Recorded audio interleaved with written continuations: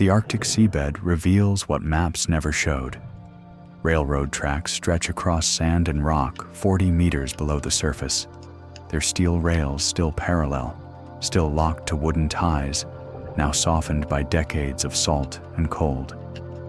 The dive light follows them forward until the tracks disappear beneath the collapsed frame of a cargo car, its side panels blown outward, its roof caved inward from impact or pressure. The entry point is a rupture in the car's midsection, where corrosion and impact tore the steel paneling away. The current pulls silt through the opening in slow, drifting clouds. Inside, the floor sits at a 15-degree angle, tilted toward the bow. Wooden ammunition crates line both walls in double-stacked rows, each one marked with Wehrmacht inventory codes. The wood has darkened to near black, but the crates remain structurally sound, their iron strapping bands locked tight. One crate near the door has split along its seam. Brass rifle cartridges spill across the floor in a frozen cascade, their casings green with verdigris but intact. Further inside, a rack mounted to the wall still holds carabiner 98K rifles in vertical slots. The wood stocks show rot and marine growth, but the metal actions remain recognizable. Bolt assemblies have fused with rust. One rifle lies across the floor, separated from its stock, the barrel bent from impact. Beneath it, a leather ammunition pouch has collapsed into itself, its stitching dissolved. The contents, stripper clips still loaded with 5 rounds each, rest in a small pile where the pouch fabric used to be. The second cargo car connects to the first through a twisted coupling that bent but never broke. The door on this car remains closed, its locking mechanism corroded into a solid mass. Entry requires moving through a gap where the roof collapsed near the rear coupling. Inside, the cargo shifts from small arms to heavy munitions. Artillery shell crates dominate the space. Wooden boxes, 90 centimeters long, stenciled. Shells for the standard German light field howitzer.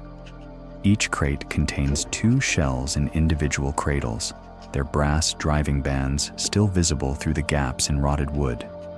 The shells themselves show deep pitting, but no structural failure. Next to them, smaller crates contain mortar bombs, 8 mm Granatwerfer 34 rounds, identifiable by their finned tails, visible where one crate broke open during the sinking. Against the far wall, metal ammunition boxes sit stacked in a pyramidal formation. These containers survived better than wood, stamped steel with hinged lids and rubber gaskets. One box has popped open, its latch corroded through.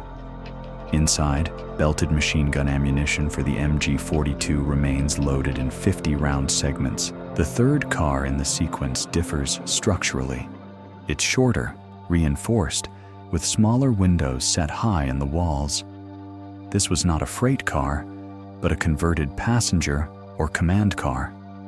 The entry point is through a side door that hangs partially open, its hinges seized at a 30-degree angle.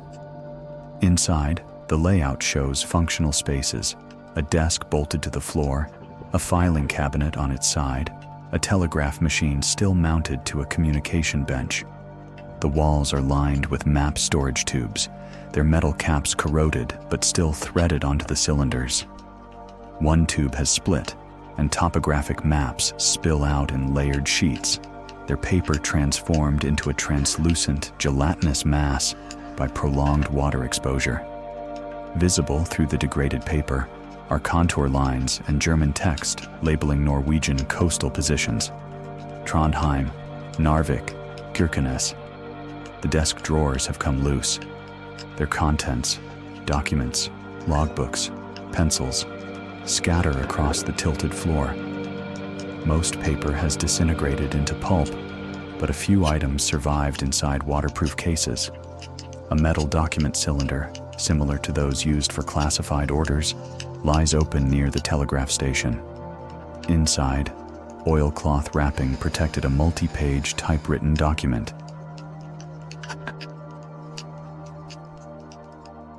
The telegraph machine is a Siemens T-Type 41, a portable field model. Its keyboard sits exposed, keys depressed in random positions from impact or settling debris.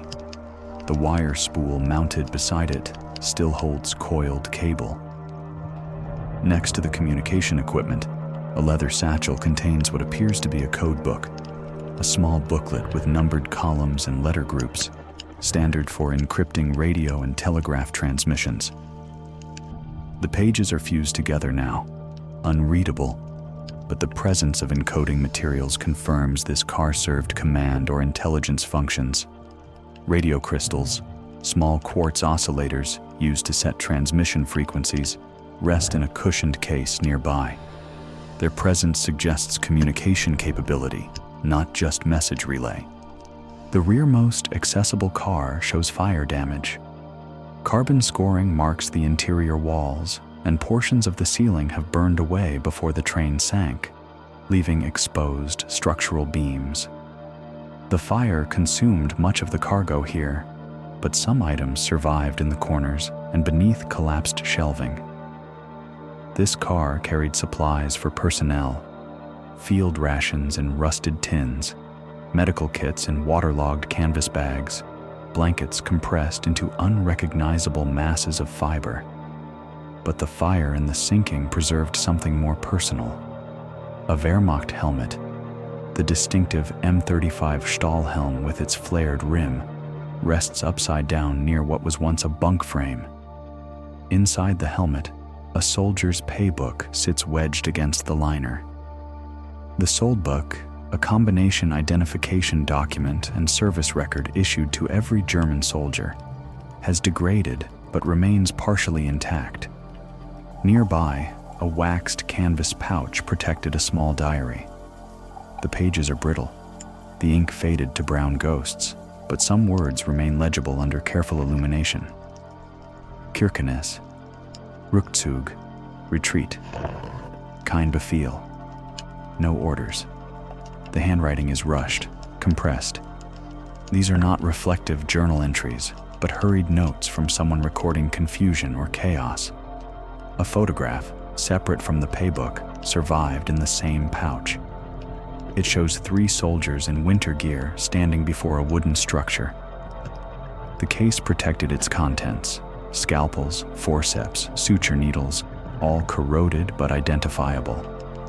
A Red Cross armband, faded to pale pink, hangs from a hook on the wall. Next to it, a pair of boots. The train's position on the seabed provides the first clue.